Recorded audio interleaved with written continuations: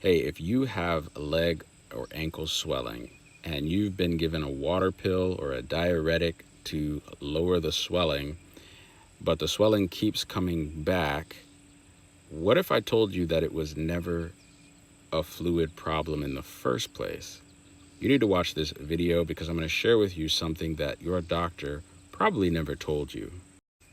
My name is Joel. I'm an ICU and ER nurse for over 20 years and a naturopathic practitioner. In part 2, I told you about valve failure in your leg veins, but there's a second mechanism I have watched play out constantly in critical care, and it has nothing to do with your veins at all.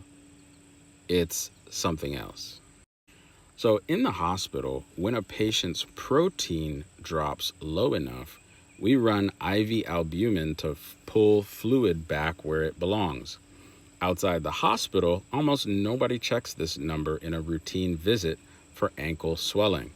It's treated like a hospital-only problem, but it isn't. Here's the mechanism.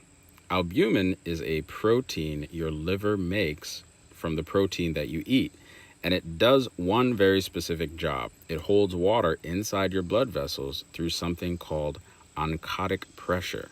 You don't need to take notes, just save this video and share it with somebody who has ankle and leg swelling.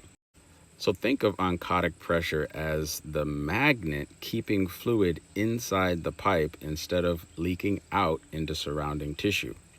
When your protein intake is too low for too long, your albumin drops. That magnet gets weaker and fluid drifts out into your legs and your ankles, sometimes even into your abdomen. So this is exactly the mechanism that I managed at the bedside in the hospital. Low albumin driving fluid out of the vascular space into tissue. It's what we call third spacing. It's textbook physiology, not a theory. So the other thing is that subclinical protein insufficiency, not full malnutrition, just quietly under-eating protein, is more common in older adults than most people assume. Appetite naturally declines with age, and geriatric nutrition researchers have pushed protein recommendations for older adults up to somewhere around 1 to 1.2 grams per kilo of body weight. That's significantly higher than the standard adult guidelines, specifically because of how protein status affects fluid balance, muscle, and recovery. Now, here's the part that should stop you. But before I get into it, I want to share with you that this video is sponsored by changemylifechallenge.com. It's a challenge that runs 5 to 7 days and is an opportunity for you to get your entire life looked at by 2 nurses, 2 naturopaths, a panel of experts, and help you craft a roadmap that will walk you through your health transformation. changemylifechallenge.com. Sign up. If there's not one soon, join the wait list.